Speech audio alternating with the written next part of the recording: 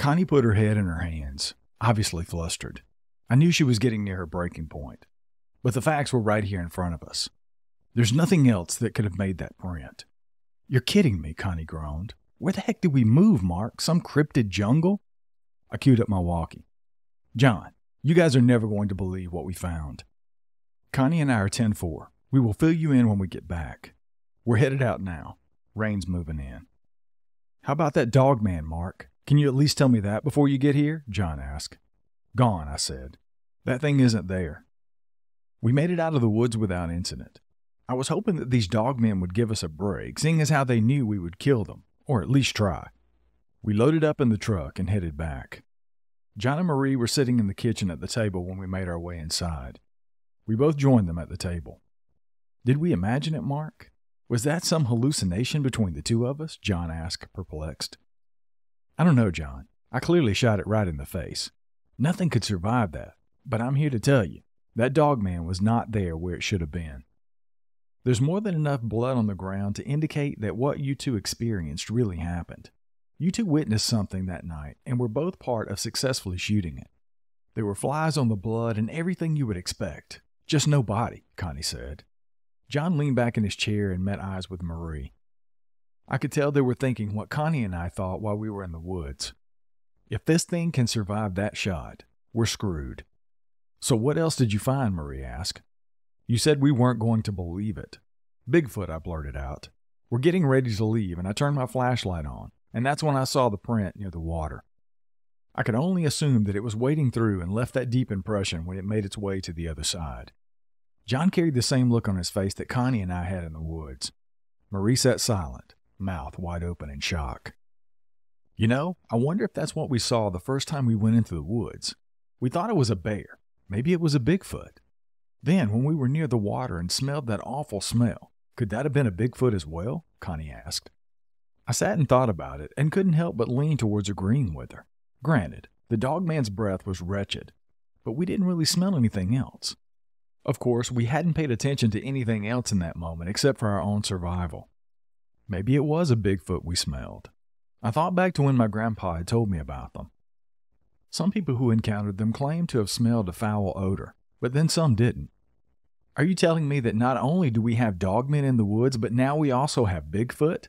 Are you sure it wasn't a bear that just double-stepped? John asked me. That's exactly what I'm telling you. And I can tell you with about 100% certainty that was no double step from a bear. Connie and I have seen that before, and this print was nothing like we've ever came across. It only meant one thing. We had to go back in the woods to sort this out. The good thing is that 3 of the 4 of us were okay with it. Marie wasn't. I don't know if she ever would be. She was traumatized. I'm not sure how she felt about Bigfoot, however. But nonetheless, it didn't hold any weight to the facts that had played out in front of us. This is a lot, guys, Marie said. Do you think we should bring someone else in to do the investigations? I think we're in over our heads here. I thought we were from the beginning in dealing with Dogman, but now there's Bigfoot too. If there was one thing that held conflict between John and Marie, this would have been it. I could see John's frustration with her when it came to this subject. I could only assume that he wished Marie had the same confidence as Connie. But I could also see Marie's side. It was a catch-22 of which there would be no answer, only compromise. Absolutely not, John said. I don't want strangers coming up here on our property, and I'm sure they don't either. They'll want to interview us, they'll be all over our land, and they haven't been here since day one.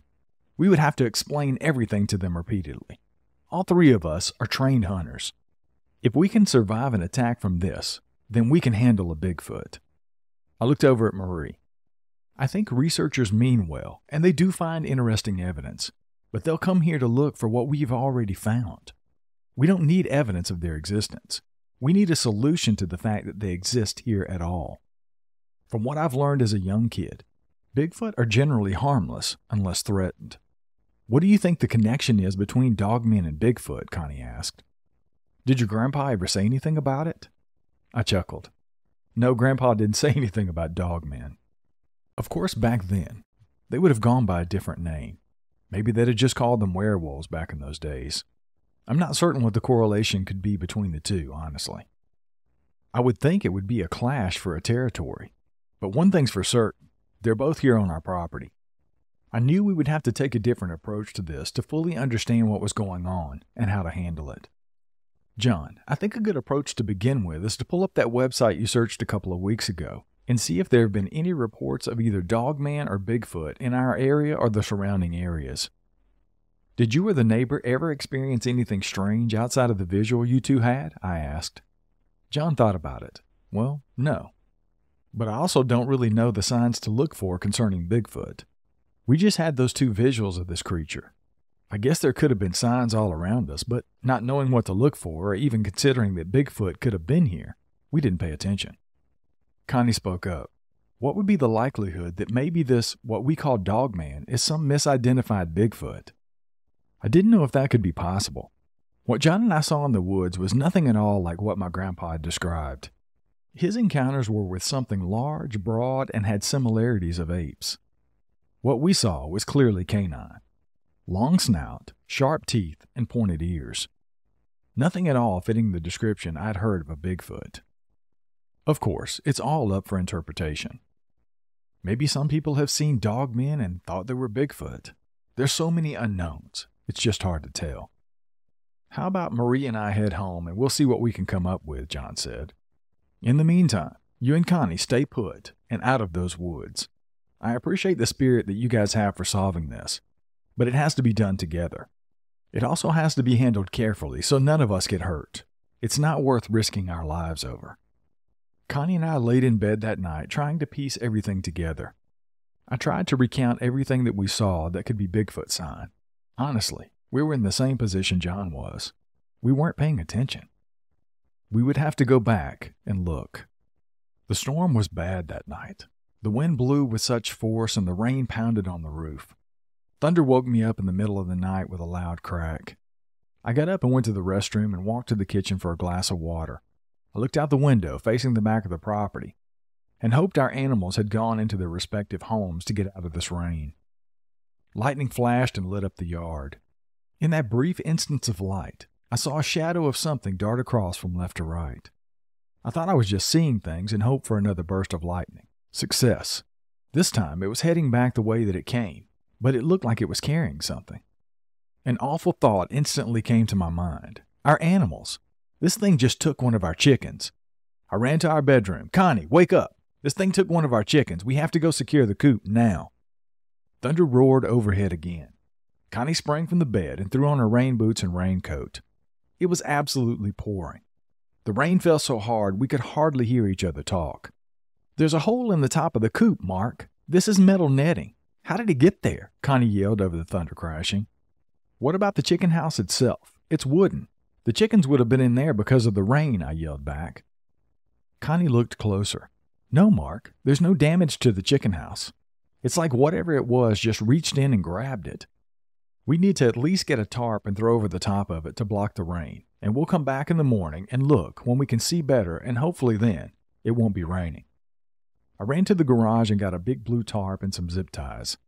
We secured the chicken coop as much as possible and went back inside. Connie was angry. She threw her yellow rain slicker into the mudroom along with her boots. This is bullshit. This is a brutal storm, Mark. What would trek out into that to steal a chicken? Are you sure it was just the one? Connie asked as she dried herself off with a towel. I can only assume it was one, I said. I was standing at the sink looking out the window when the lightning lit up the yard.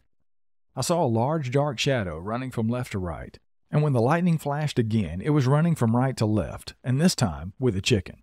That's when I woke you up. Connie glanced over at her watch and realized it was almost 5 o'clock in the morning. No sense trying to go back to bed after that. Would you like some coffee? She asked as she made her way to the kitchen.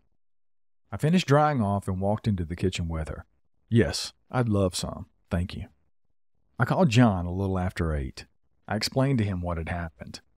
Connie and I had already been out to check the coop and all the other animals. It looked like only the one chicken was taken out, but that was still one too many. Have you been able to find anything out? I asked. Nothing had gone near our livestock until last night. I don't believe in coincidences, but this is a little strange that nothing happened until we spotted that Bigfoot print.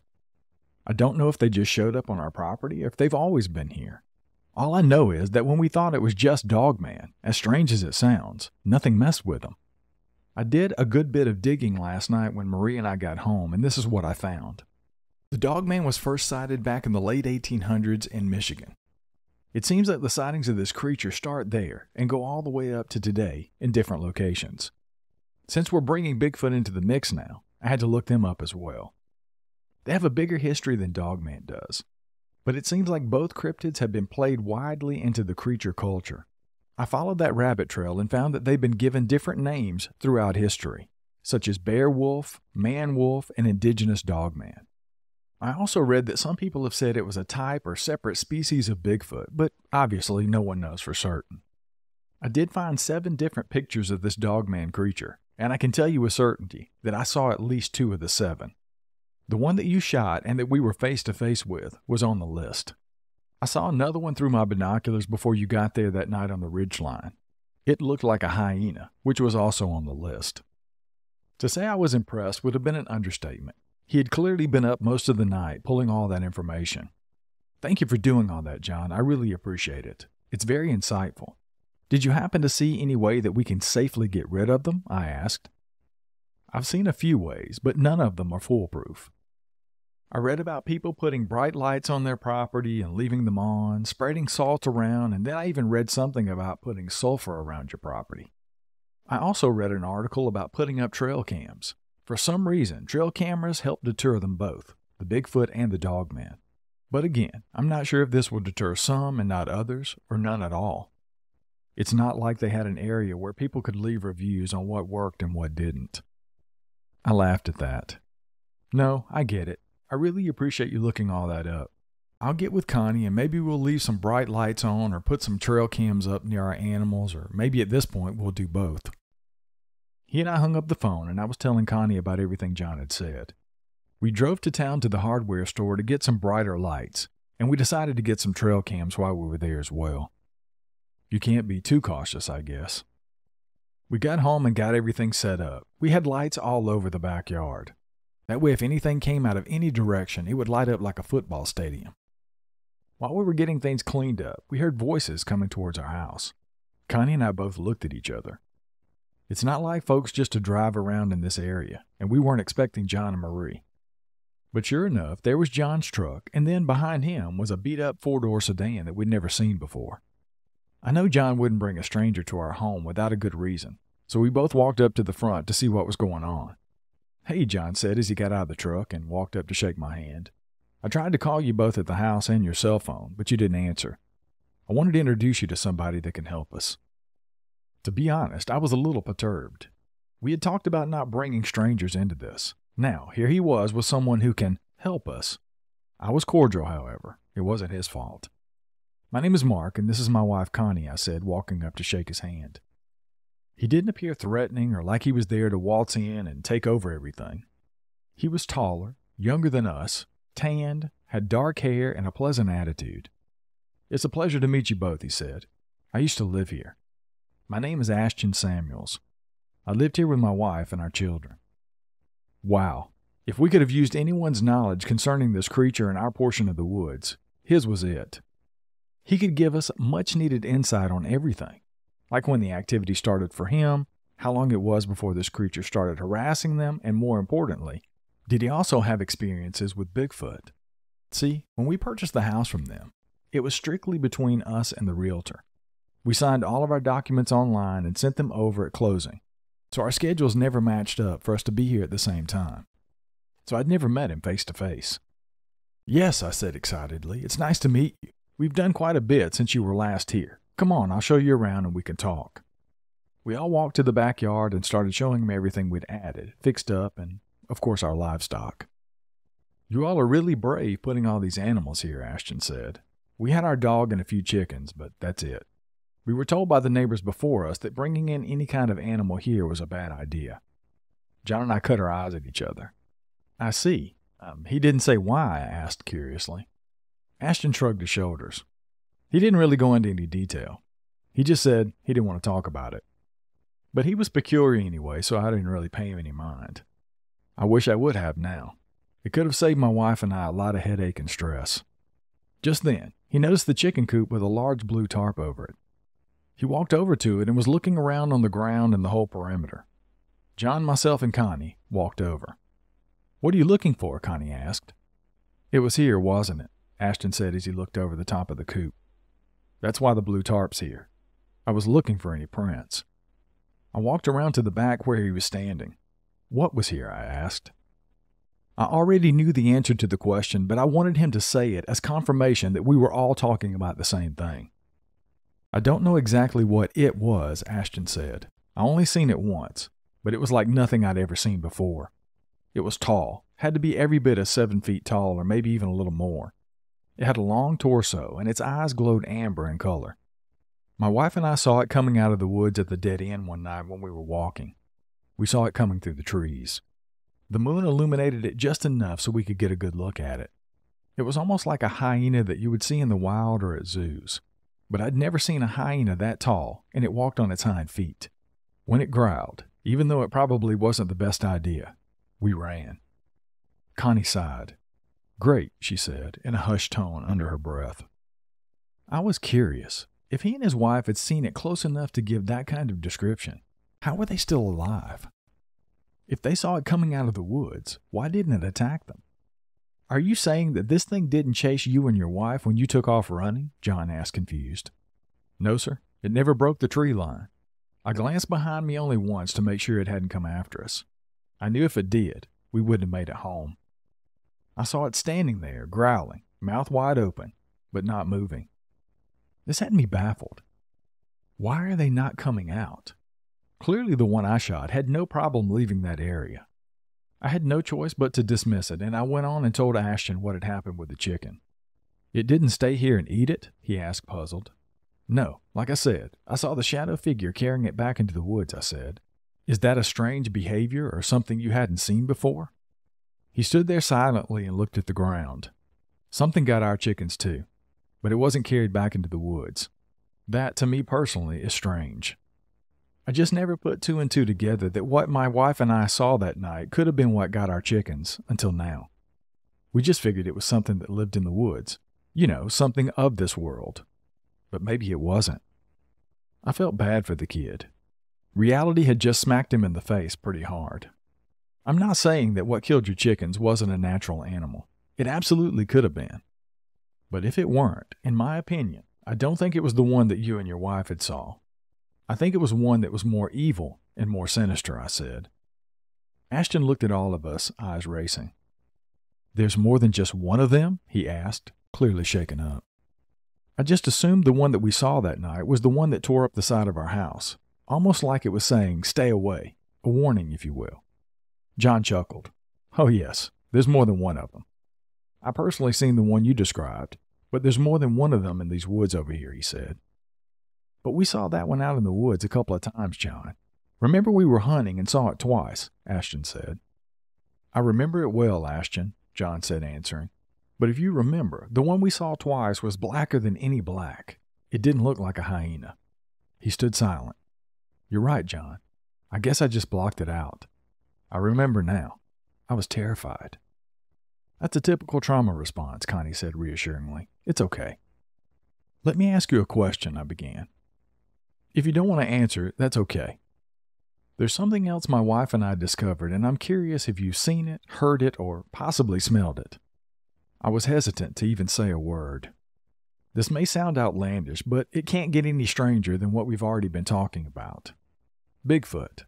Ashton, did you or your wife ever experience Bigfoot? He laughed. "Oh, no, sir. No Bigfoot. I think we would have moved a whole lot sooner had we seen one of those as well. We moved after our house got torn up on that side. That was just too close for comfort for us and our children. They used to play right there in the backyard. We knew this could be seen out in the daytime when I was hunting with John, but I thought it was something that would just simply stay in the woods. But after it scratched up our house, we knew it wasn't afraid of humans. We moved shortly after that. We couldn't risk it attacking one or both of our kids or even our dog. Plus, the size print that I found in the loose dirt by the house indicated this thing was massive in size." He paused then. "Wait, you guys have seen a Bigfoot on this property?" We walked back up to the house and sat down in the kitchen. John and I told him about our encounters with this Dogman and how Connie and I had discovered the Bigfoot print when we went back into the woods. It was all terrifying to recount, but we were trying to get answers. You shot the thing in the face and it didn't die? Ashton asked, shocked. Connie poured herself another cup of coffee. Yep. You would think it would have been laying right over there on the ridge line after taking a shot like that. The blood was there, but nothing else. The fact that this happened near the water is scary to me, Ashton said as he took a drink of his tea. I took my son there fishing many times. I'm so glad that nothing happened to us while we were there. John and I were thinking the same thing. We would love to try to get him back into the woods with us. I wasn't sure how fond of the idea he would be. It wouldn't hurt to ask. Let's cut to the chase, I said sternly. We've experienced hell right here in our face. We know there's more than one of these things now, and there's been sign of Bigfoot. John has done research on how to keep these things off of our property, but what we need to know now is how to get rid of them altogether. I know Bigfoot isn't as bad as these dogmen are. I was told many stories by my grandpa about Bigfoot. But these dogmen, though, they have to go. What we've learned is they are the cockroaches of the forest. Now, you're the only one around here that we know of that has had experiences with these things like we have. Would you be willing to go out into the woods with us to get a better idea of how to handle this? We all sat looking at Ashton, waiting for his answer. I felt bad for being so harsh with him, but we had to know. We didn't really have any more time for small talk. I could tell that he was nervous as I sat watching. To be honest, I would be too. He had a wife, children, and a family. He wasn't obligated to help us in any way, shape, or form. They moved away for a good reason. The good thing is, he obviously had some interest in helping, or he wouldn't have come back here with John in the first place. Cell phones are of no use in the woods. There's no signal, Ashton said out of nowhere. John said you guys have been using walkie-talkies, which is smart. We need to set trail cams up as far out as possible. That'll keep them farther away from here. I had talked to someone who was knowledgeable in wildlife, not necessarily dogman per se, but I would think they have some of the same tendencies. They all eat, drink water, and have to have shelter. How far away was that cave from this house, John? We were all taken aback by Ashton and his response. He was quiet at first. He seemed timid. It was almost like the same thing that happened with John. An instant flip of the switch, and he was all for having me and Connie go back out into the woods. That same switch flipped for Ashton, right in front of our very eyes. I guess maybe half a mile, John stammered out. I had to get the binoculars out to get a good look. The prints I saw when I lived here were big, but in no way were they like a Bigfoot. They were like wolf prints. I did my own research after we moved from here. There's not one good thing about them that I found. Encounters of people going missing, animals, people, pets. I don't think getting rid of them is realistic. I don't think they can be wiped out altogether. The one you shot didn't die, which suggests to me that there's something out of this world. Did they come from another dimension? That I don't know, but sometimes the encounters I've listened to suggest that. So getting rid of them is a stretch, but we can try at least to keep them away from this property. Another dimension. Has this turned into some sort of science fiction novel? Large wolves from another world walking into ours, wreaking havoc, and then leaving again to go back to their dimension? I have to be honest. My mind was spinning. The information John found didn't suggest any of that. It was all factual information that was documented. So I take it you'll go with us then? Connie asked, since me nor John had anything else to say, and sat quiet. We had halogen lights, trail cams, walkie-talkies. We just needed another set of eyes. Someone else who knows something else about this. Ashton reached out and shook my wife's hand. I'll be there. I'll do everything I can to help. But if this goes bad out there, we can't be heroes. We have to leave. These creatures are big, strong, and powerful. I know you know that based on your own experience. You won't win one-on-one with them. I'm glad Mark and John did, but they're obviously the exceptions to the rule. I guarantee you, it won't happen twice. Ashton left and went home to talk to his wife about everything.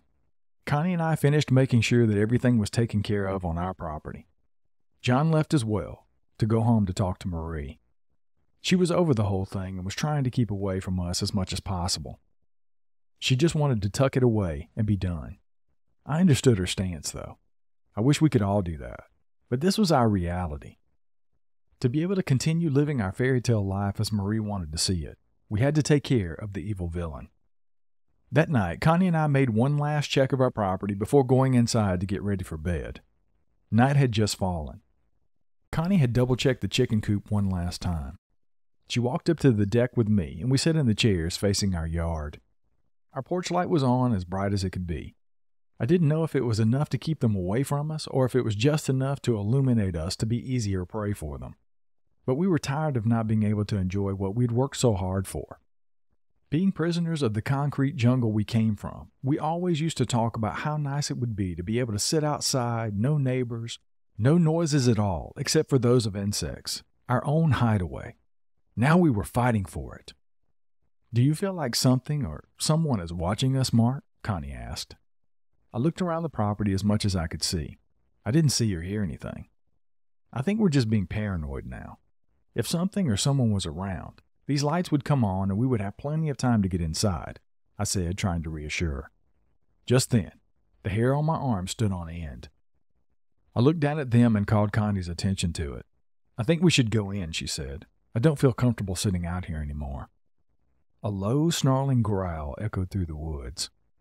In an instant, it sounded like a freight train that was coming straight at us through the trees. As soon as it stepped onto the property, the lights came on and lit up the whole back area. We saw it then. Tall, blacker than black, with glowing eyes, and a look of pure hatred on its face. We stood up to run when we heard it in the distance, a yell that I had only heard my grandpa talk about. Bigfoot. We watched this thing back up and almost dissolve into the trees. A loud knock followed the yell, and then everything fell silent. Not one footstep could be heard. No growling, no nothing. Connie and I looked at each other, confused, and quickly went inside. "Was that Bigfoot yelling?" Connie asked me. "Yes," I said, rubbing my face, trying to wrap my mind around what had just happened. Not only was that a Bigfoot, but a Dogman retreated when it heard it. That Bigfoot saved our lives.